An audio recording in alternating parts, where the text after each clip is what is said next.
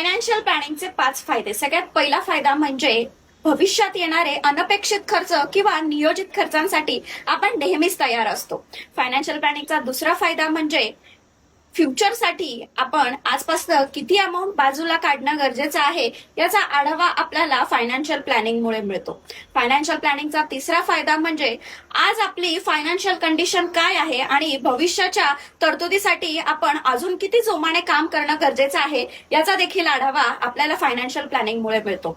Financial प्लॅनिंगचा चौथा फायदा म्हणजे आपल्याला अकाउंटमध्ये जेव्हा आपले पैसे येतात, सॅलरी येते, तेव्हाच आपण भविष्याच्या तरतुदीसाठी पैसे आधी बाजूला काढून ठेवतो आणि उरलेल्या पैशांमध्ये आपण आपले खर्च मॅनेज करायला शिकतो.